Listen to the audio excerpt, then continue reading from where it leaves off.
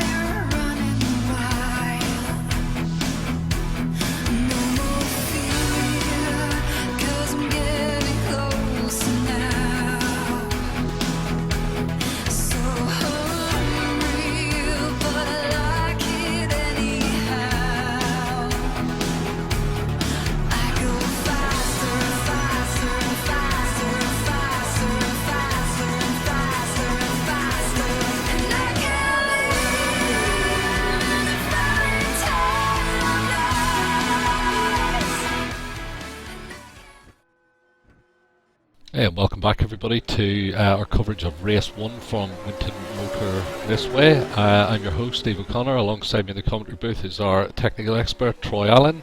Hi Troy, and welcome. Yeah, g'day Steve. Good evening everyone, good morning wherever you be, and it's a glorious looking day at Winton. It is. We've got a track temperature of 29 degrees and an air temperature of 29 degrees as well on this 3 kilometre 12 turn raceway set in Victoria. Yeah, and just as we speak, we've had a late arrival. Roger Clark, the Enigma himself, has decided to turn up just after qualifying. Well, excellent, better late than never. So that's the Oranga Racing team with both drivers on the grid. Norman Clark has qualified himself in 9th. That's our Racing Leagues GTCC current champion. So he's just finding his way around the V8s, and he's got his son alongside him. So it'll be interesting to see where Roger goes with this one. He was racing at Bathurst yesterday, and he was right on the pace as well. So I expect him to be able to get up to speed pretty quickly. Yeah, definitely, and obviously Brett's out there trying a race pace setup, and because he's just thrown out a 1 minute 24, so that's clearly a long way off his PB. So obviously just seeing that the car's got in the race trim, and that could be the key to a win here. Yeah, interestingly there, Troy, top speed was up in the 230 clicks in qualifying. On that lap, 229 from both Brett Clark and Roger Clark. So are they changing the setup slightly for the race, would you reckon? Not necessarily so much change in setup, but more probably just a change in fuel load. So with those extra kilos on board, I mean, in qualifying you're probably only running about 15 litres of fuel, so you're working out to about maybe 20-25 kilos, where a full tank's, I think, in these ones up around the 75 litre mark. So you're adding, 3 times the amount of fuel, so you're adding 3 times the weight. Exactly. It'll be interesting to see what the fuel burn is around here. And see how the guys handle it. They should be able to make it on no stops if they so chose. So we're just getting ready, grading up for the race. 20 lap race for this first race. So it's 20 laps here of the Winton track tonight, is it, Steve? That's correct, Troy. 20 lap race for the first one. The second race, if they get to it, will be a 30 lap race, which I would say will definitely involve pit stops. As the great unknown with these new cars for us, especially in the booth here, is the tyre wear and fuel consumption. So let's see how we go. So we've got Brett Clark in pole position from Dave Kinnaman, so the complete reversal of last week's performance. It does seem like the Nissan in Clark's hands especially has got that little bit extra, but to be fair, the other SRT cars are right up there as well. Yeah, definitely, and I think that shows team dominance as well.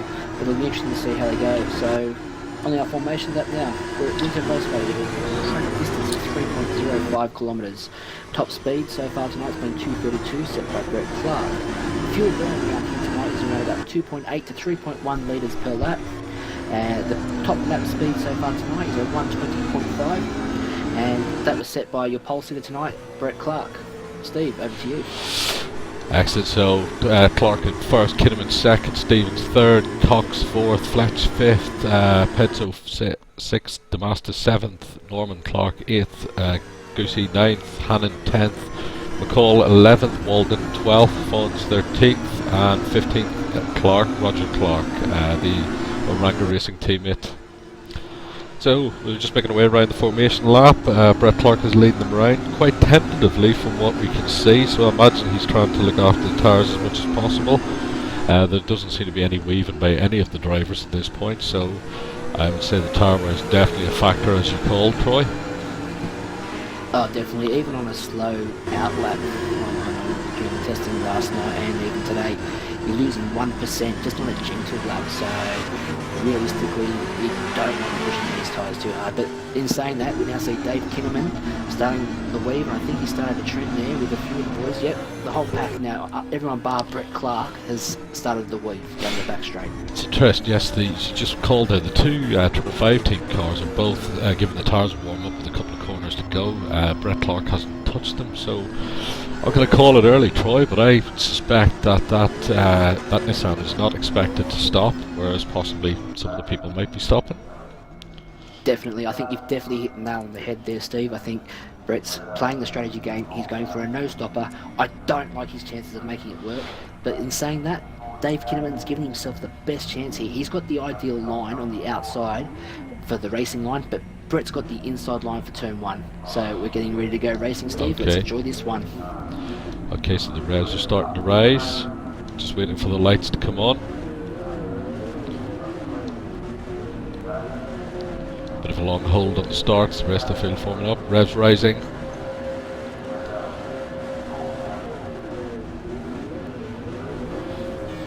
Here we go. 2, 1.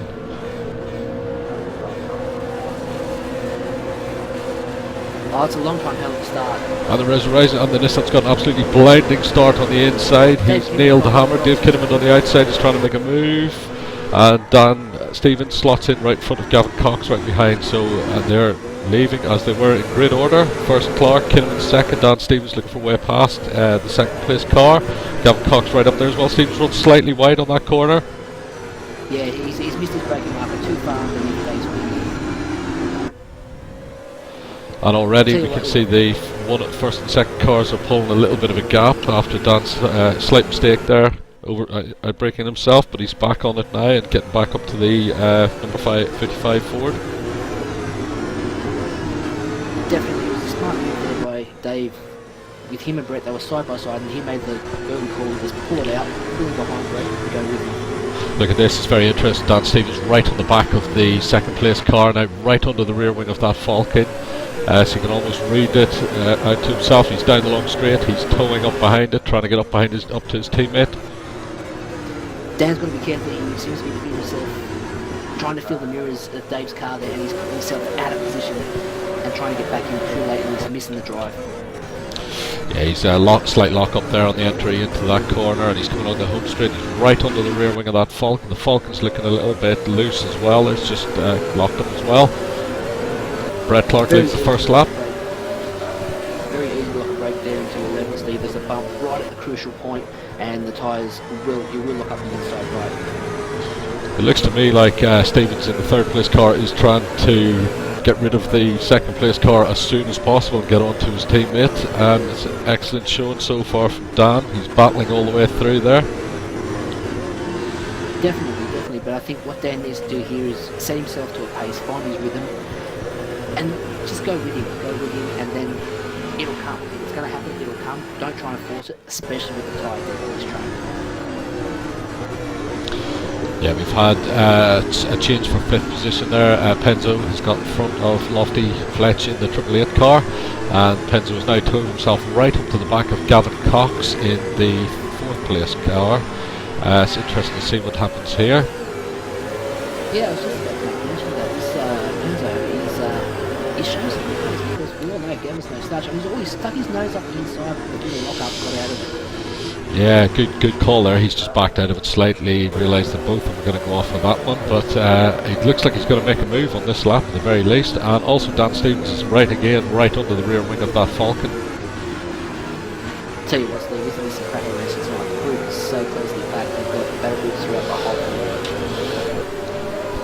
It's also a bit of an enigma with this track. There are several straights, but and he makes a move. Penzo Slammer is down inside, and they've taken each other out slightly. That was a little bit over ambitious there.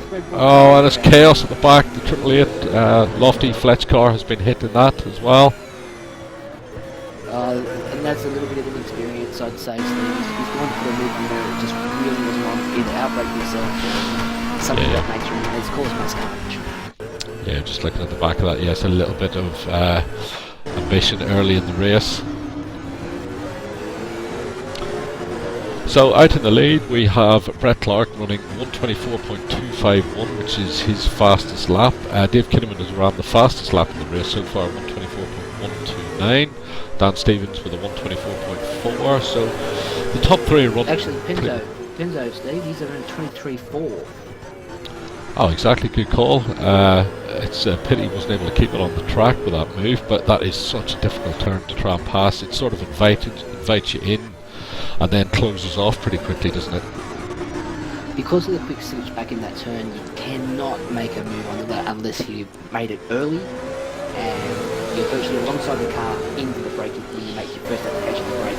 Otherwise, if you're going to try and type bomb on that turn, someone's going to end up with tears.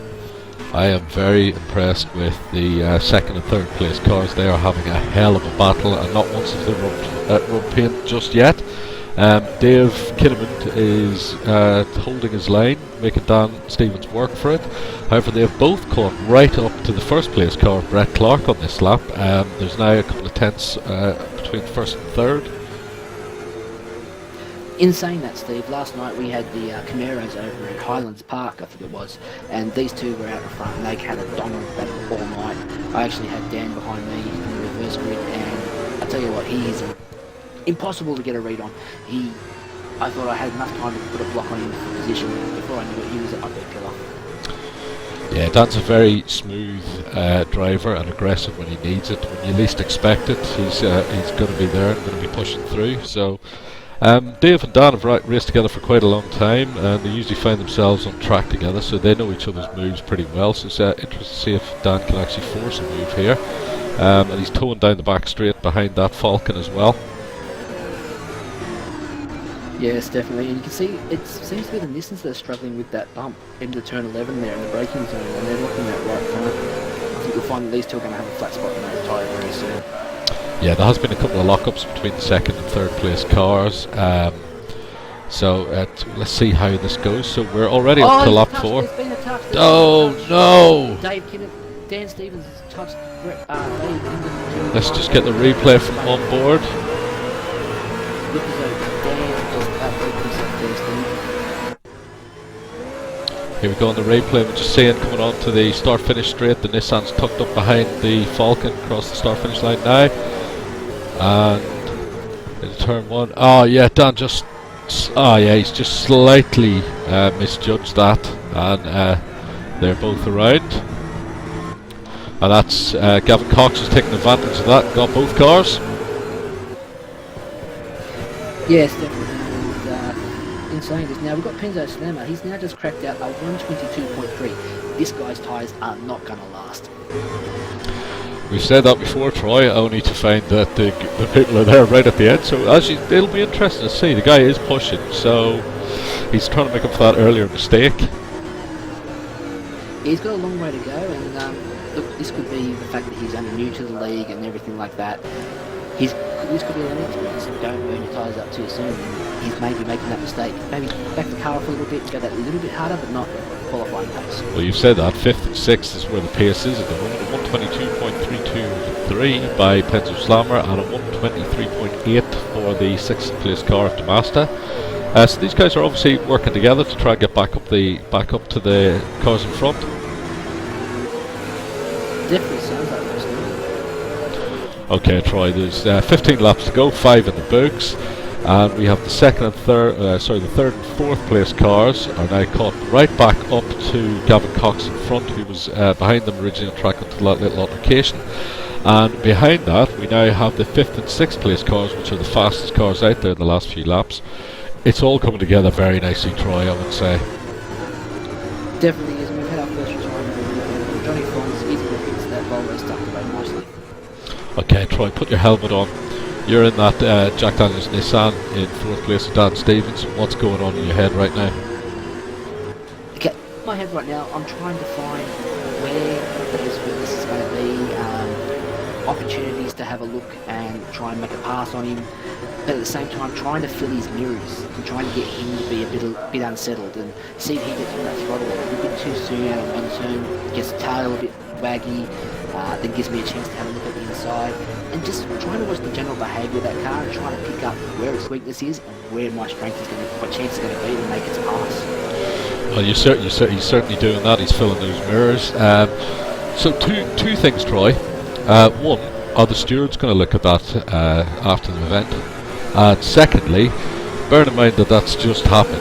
Does that affect Dan's judgment or attempts at a pass now? Is he going to be a little bit more careful, or is he just going to try and go for it the same as before? Well, as we say, that Dan's running wide there out of turn 4. Now, yes, that can mess with his rhythm because it could throw him off his game, because we all know Dan, he's a very clean driver and likes his passes to be clean. But not just only messing in Dan's head, he's going to be trying to be more certain about his pass next time around. But also in Dave's mind, he's going to be playing a bit of a trick as well. He's going to be looking in his mirror. I think it's null and void at this point. Dan has actually lost that place to the Penzo Slammer, which is the fastest car out there so far. Dan looks like he's actually slowing again slightly, so maybe there's a little bit of an issue with that car now. Do you think he's ran the tyres out, or...? I think he's either ran those tyres out or he's got a flat spot from that incident. But let's not take anything away here. Dave, he's going to have that in the back of his mind. He's now just been punted in the rear, not intentionally, let's make that clear. He's going to see someone in his rearview mirror again, and those feelings could come back. He could become a bit unnervy, trying to get out of the corner a bit sooner, trying to break a little bit more, leave that rear contact, and that could really play some games in Dave's head as well. Yeah, the attitude of that 55 car to me tells me that he is trying to go non-stop. Compared to some of the other cars, he's been very careful with the handling, very careful not to lock up a wheel or to push too hard. But he's got his teammate in front now, so and this is a new team to us this year, obviously, with both Kinnaman and Cox at the same team. What do you think's going to happen here? What's going through the guys' heads? This is the second time in 2 weeks that they've been right together on track, and the 55 cars had an issue. Look, I think we need to go back to the press conference we had last week with Gavin and Dave in the box, where Gavin made it quite clear that the intentions is, their focus is the team championship this year. They're going for SRT. They're gunning at SRT. So. Oh, and we've got a big accident on the back last corner. The 888 car looks like it has lost a wheel and is a DNF on that one, unfortunately. Yeah, you can see Lofty Fletch. He's in the garage. He's parked it up. And Dan Walden and Dale Walden. Yes, that's true as well. So we've got 2 DNFs so far. Kinnaman looks like he's dropped off his teammate there substantially in the last lap and a half. So Dan Stevens has got past the car that was in front at that point, so he's back up and going for... There must have been a massive mistake because he's completely disappeared. We've got it on the replay now, so the Penzo Slammer car, the Walkinshaw Racing car, had the speed, was coming up behind Dave Kinnaman into the last few corners. Oh, and he's ran straight on. Troy, you need a medal, mate. You've called the tyres on that. That car's got nothing left. If you look where he's parked, Steve, you look right behind him, you go on camera now, you can see the 2 line marks there. He's just locked that car up completely straight on. No worries, thanks for coming. Yeah, I think, mate, you called it right. He was pushing far too hard. There was nothing left. He should have hit it, to be honest, at that stage. But that's it comes with the experience of running in the series. Oh, it definitely does. We'll go into the fact here. Troy, we've got a hell of a battle. Just 1 second. We've got a hell of a battle here between the Stevens and Kinnaman car. Not again. Here we go. Take 3, is it? It's take 4, I believe. Stevens is right up on the inside, aggressive, looking for the overtake at this point. I think he's sore with himself for what happened earlier, and is probably looking to make up for it, get past his car cleanly. So let's be at it, boys. I can tell you now, he's probably half a car width wider where he needs to be on the apex for turn 11, and he's losing a bit of drive out of there. But well, he's filling the mirrors. He's stepped out to the left there and just don't know he's there. And he's not afraid. It's obviously not affecting him at all. In the same corner, the same move, he went for it as well. Fair play. But that 55 car is just in the wrong place on the track every time for an overtake. And good work by Kinnaman there in protecting his position. I think that was a very smart move there from Dan, because he's put the doubt in Dave's mind. So Dave's now going to be constantly watching his mirrors, seeing where Dan's putting the car, especially into turn 1, which you could see Dave miss his braking marker and overshoot, and then all of a sudden, Dan's got the pass. Okay, Troy, so get your helmet on again and jump in that 55 car. What's happened with the pace in the last couple of laps? His teammate, who was, no disrespect to Gavin, was slower in the early part of the track. Dave looks like he's been looking after the car as far as I can see, but he's just dropped right off. What's going on? I think what you're going to find there, Steve, is the tyres are going away a bit quicker than what you'd anticipate, especially with the battle with Dan. The moves on down the inside into the final complex. Dan Stevens has taken the position, ran wide, coming back on, hold it tight. Sorry there, Troy, but it was on. Yeah, now, I'm taking a seat here in Dan's car just to have a look, and he's really, he's closing up on the brakes, and smart driving there from Dave Kinnaman. He's kept the inside line where Dan's shown him in the last two times he's attempted to pass there that he's going to be. Dave puts his car there, makes him take the long way around, and loses out. Okay, looks like that's cost Dan a second at the very least. He's dropped back again. So what are we going to go for take 5, do you reckon, on this one, Troy? We've got 10 laps to go. I think we'll get probably a take 5, if not a take 6 as well. Okay, Troy, so let's do a through the field. I'll do the first car, you do the second car, and so on. So we've got Brett Clark out in front, serenely driving his way in first position. Well in control of the field, no issues whatsoever. We can see best lap of 1:23.665, so he hasn't really had to push, to be fair. There's nothing been on him. And I will just move to the second place car, Gavin Cox. Troy? And we've got Gavin Cox there in second. His best lap is a 1:23.4, so he's 2 tenths quicker than Brett there in the best lap time. Doesn't seem to be consistently there. His last lap was a 24.2, so he's definitely not up there, but he's giving him a run for his money. And in third place we've got Dave Kinnaman. Yeah, so as I speak, we've got Dan entering the pits, Steve. Oh, interesting. Is this a strategy call? Well, I suppose it is with 11 laps down. Obviously Dan was planning on making a stop all along from the looks of things. We're just in the pits right he's now. He's going to have those fresh tyres, so we will get a take 5. I can guarantee you, especially if Dave decides to have a stop. But in saying that, it gives Dave the fresher tyres. Now the undercut's going to be crucial here. Interesting, so we've got the 5th and 6th place cars, the Volvo's in the pits as well. So Dan Stevens is still in 5th. He's been jumped by Norman Clark. Norman, someone will come to in a minute. Dan's exiting the pits and back on track, so he's lost quite a bit of time there. It's going to be interesting to see if the 55 car is bothering with the pits. I don't think it's going to. Well, he's obviously got some faith in those tyres, so we know that Dan's got some really good pace. He's going to have some fresh rubber under that car, so it's going to be interesting to see just how far back up the pack he can get himself, because he's 23 seconds off the pace, which gives him around about, I think it's about 10 seconds off the podium. Okay, interesting to see how he goes. We'll watch the lap times on that car. So in 4th position now we've got Norman Clark from Oranga Racing, and I've just put the markers on him. He's just run slightly wide there. Norman's our Global Tour Car champion for last season, so he's no slouch behind the wheel. I'd describe him probably as a wily fox, so he's made his way back up into 4th. Same as last week, he was nowhere and then he was in the podium right at the end, so He's one of these guys that we're going to have to keep a better eye on during the season, because he seems to come from nowhere and then he's right there at the end, which is what counts. Definitely, I was about to say he's definitely something to watch, because the progress this guy's made from the very first event we had this season with the old 2012 model and the 2014 tyres.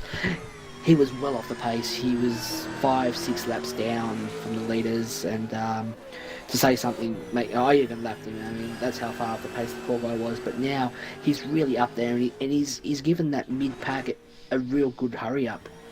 Yeah, as we say, he is our global touring car champion and the runner-up from the year before as well. So the guy's got pace. He's got real-world racing experience as well. So he's one to watch for definite. So let's go and have a look at our 6th place car, and it's Demasta in the 888 Red Bull Racing entry. Again, he's been running some of the fastest laps out there earlier on 123.8. He's looking good. He's just passed the Volvo for 6th, and he has made a stop as well. Yeah, he was in the same lap as Dan was as well. I'm just on board here with Dave. Sorry to take a sidestep here. He's very tentative in this car, Steve, so those tyres aren't happy. And that last sector was a 25.8, and that's well off what you can run through that sector. Interesting. It's just come to my attention there. We've got a little bit of a war further down the field, slightly between two of our regular drivers, Ian Hannon and Darren Goosey. Ian in the Nissan, number 7 Nissan this year, and Darren in the Holden Commodore. So they're both going at it, hammer and tongs, from the looks of it. Well, that's quite interesting, because he's one of those guys. He's there every week. He gives his best. Sometimes car setup isn't the best for him. I threw him a setup and he seems to have fallen in love with it. That's excellent. So we'll just move back to our former 3rd place car of Dan Stevens. He's just thrown down a 123.5, which is fastest lap of the race, which you would expect obviously with the fresh tyres. So let's see how we go. Have you got the time gap there between 4th and 5th? Yeah, the time gap between 4th and 5th at the moment, Steve, is about 15 seconds according to this. But in saying that, the best lap now I think is Demasta with a 122.8 on that last lap. Just saying it, he's also on fresh tyres as well. What's the gap between 5th and 6th? 5th and 6th is about 19 seconds apparently. Okay, so they're running a similar sort of pace, so Dan Stevens and Demasta can just get on with it. That last lap of Dan Stevens was some 2.2 seconds faster than the 4th place car of Norman Clark, and it was significantly faster than Dave Kinnaman, who dropped in at 127.5. I think Dave's definitely gone into tyre conservation mode, but in a big way. He's going to have to be careful because he's got Norman Clark, who's not far behind him. Yeah, 10 seconds on the timing behind him at the moment, and running a second a lap faster according to the last lap. Clark and Cox in 1st and 2nd though. They're both a 124.3 and a 25.2 on 14 lap old tyres. That's phenomenal pace. It's absolutely cracking pace, and Brett's maintained 24s, and he's thrown out a 23.6, but he's been thereabouts, consistent. Exactly. So Dan Stevens is now 47 seconds behind the leader. And is catching Norman. He's just done 123.149, so he's catching Clark by a couple of seconds a lap. But look, that's interesting because Norman, I don't think he's made a stop, has he, Steve? No, Norman hasn't stopped. The only cars that haven't stopped are 1st to 4th. None of them have stopped. Well, that's interesting because if he's cracking out 23s on, let's say, 15 laps old now, these soft tyres, he's really nursed that car extremely well for that back end of the race. Yeah, no, sorry, he's thrown out a 26.6 as Dan Stevens with a 23.1 on that last lap. So he's 3 seconds a lap almost faster. Okay, well, the gap now between 3rd and 4th is down to 9 seconds. Absolutely, it says down to 9, so it's coming down by 3 seconds a lap, so 5 laps remaining. He's going to get there. Oh, and interestingly, the 2nd and 3rd place cars are properly struggling for pace now. 27.3 for Gavin Cox and 28. That's the 28.1 for the 3rd place car of Dave Kinnaman. Stevens still some 20 seconds behind the 3rd place car, but that's an awful chunk of time per lap he's taken out of that car. Look, it's definitely going to be interesting these last couple of laps. I mean, Norm's got a chance here of making himself, jumping himself on the podium, because it really does look like Dave's got no tyre left and he's just trying to get home. Yeah, we've got the 55 car on the screen right now, and Norman Clark is looming large in the background there as well. That car's got no pace at all, Troy, from the looks of it. Just in this lap, he's taken 2 seconds, nearly 3 seconds out of the gap. So you can clearly tell that car's got no tyres left, and he's just trying to nurse it home for a podium for 555. But by the looks of it, 555 just haven't been able to look after their tyres in this stint. Well, interesting you should mention it. Gavin Cox upped his pace to 25.4 on that last lap, so maybe he had a little bit of a slow lap previously and was just keeping the tyres good. Brett Clark, for the first time, has now dropped into the 25, so he's just cruising. Are the tyres starting to bite? I don't think they're starting to bite, Steve. I think Brett's just, you know what, we're here, let's just get it home in one piece. Okay, so we got a 23.3 dropped in there from Dan Stevens. Norman Clark's upped his pace slightly, he's done a 26.5. Last lap from Kinnaman in the 55 car was at 27.9, so he is really struggling at this point. There's 4 laps remaining. Is that enough time for Stevens to get anywhere close to those 2 cars? Looking at the lap times, he's a chance to take 4th, I would say. It's going to be a pretty big stretch to get it anywhere higher than that. Yeah, well, he's some 13 seconds behind the 3rd place podium car of Dave Kinnaman. Dave is dropping still in the 127.9s, down 23.3, and the 4th place car in the 26.5 lap time. Yeah, definitely. I mean, his times are thereabouts, but I think maybe a lap earlier he may have had a chance at grabbing a podium. I'm still thinking that podium's not safe. That 4th place car is now some 5 seconds behind, with 3 laps remaining. Yeah, it's a big call, Steve. And I mean, obviously, you being the boss of SRT, you've got the optimism there of having a 1-3 podium. But I don't think that's going to happen. What I'm saying is, I think the Oranga Racing car in 4th position has got every chance of mugging the 55 car. Oh, most definitely. I think the fact that you can see him clearly now in shot says that with 3 laps to go, it's definitely not safe, because it's down to 5 seconds now.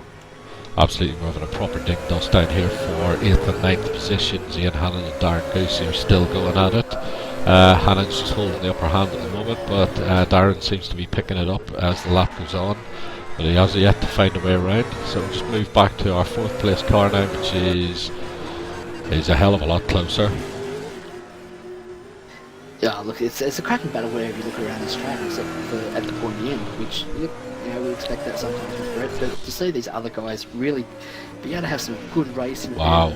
Troy, on screen now we have the... Oh no, something's happened to the 4th place car of Norman Clark. He's ran out of fuel. He's just had to pull off the track. Oh no, yeah. Oh no, There's he is no out of fuel. Yeah, he's out of fuel. He's cut it way too close. That was unfortunate. I thought he was going to get right up there. He was closing in at a rate of knots. His last lap it was a 125.5 on old tyres.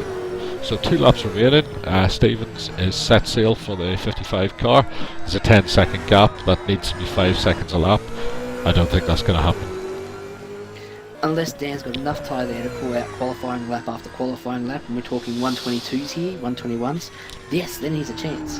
Well, but I don't see that much tyre being left in that car. Interestingly, the 55 car, from being in the 128s, has thrown down a 26.5 on that last lap. So was he just sitting there looking after the tyres? I don't know if he was just looking after him. Maybe they overheated a little bit, and he's just got a little bit of life back into him. Yeah, we've just got the 55 on screen now, the Shell Helix 555 racing car of Dave Kinnaman. The attitude of the car has changed from the last few laps. It definitely looks more pointed and like it's doing what Dave needs to do. I think there's too much time in it there for Dan Stevens to get anywhere near him.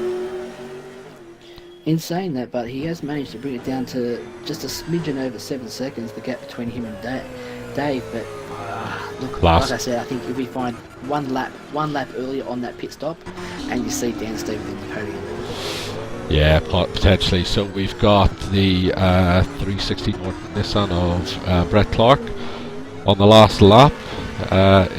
We haven't seen much of this guy the whole race, which is unfortunate because of the work rate that he's put in to take this win. It's just been clean, careful, protect those tyres all the way through, and as I called at the start of the race, no tyre stop.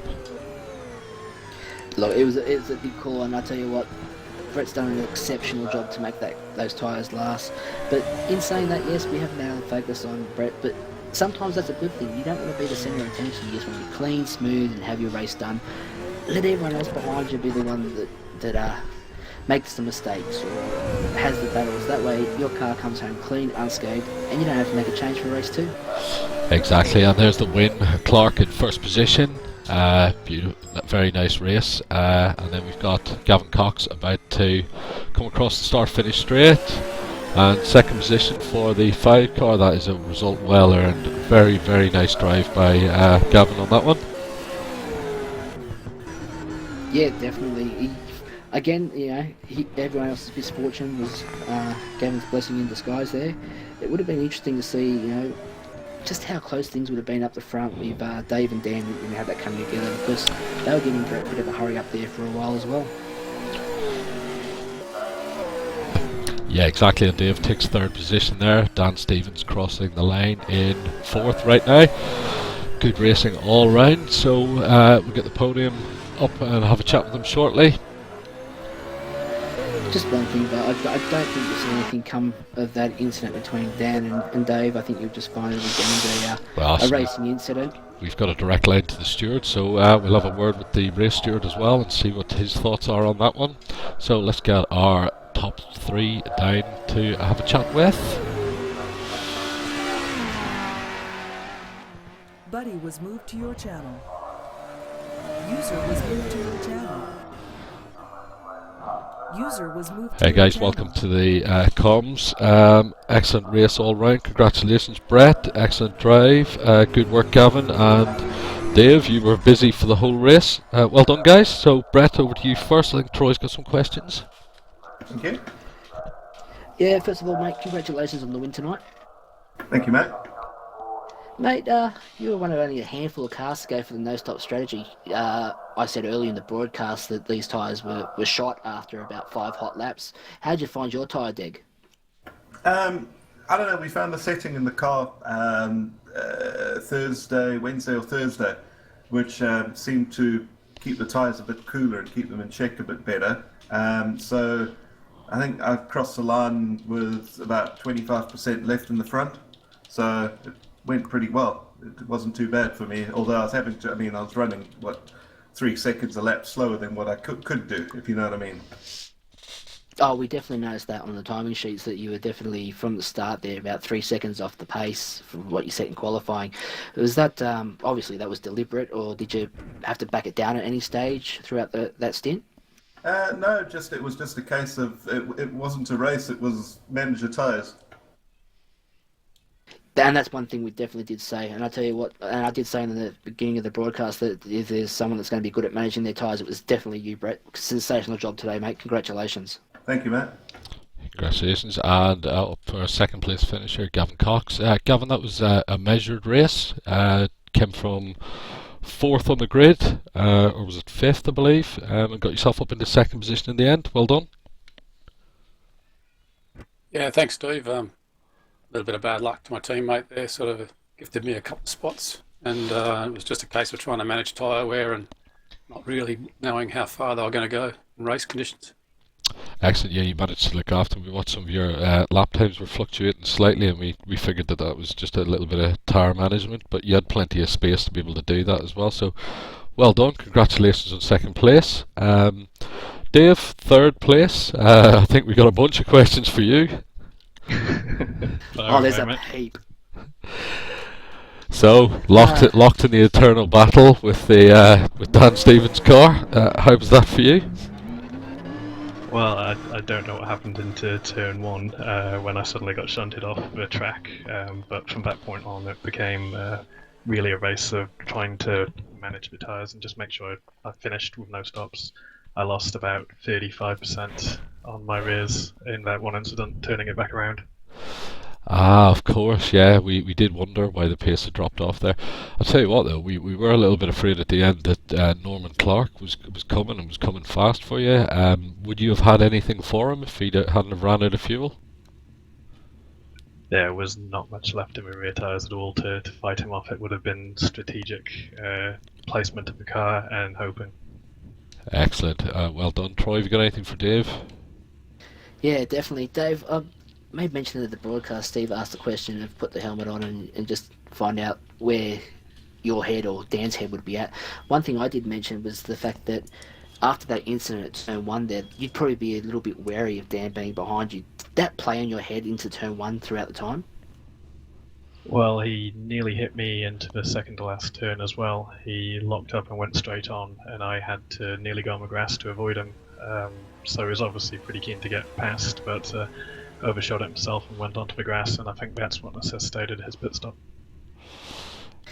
Definitely. So, seeing Dan behind you, did that play in your head a bit? Were you a bit more cautious? Because I did notice that you did place the car on the inside where he had attempted to make passes before. Absolutely. I knew that my tyres weren't really going to last very well, so it was all about just placing the car in positions that would be difficult to pass and see how long I could keep him back there. Nah, mate, sensational driving. Well done. Excellent, guys. Thank you very guys. much. Thank you very much for your time. Congratulations, and good luck for race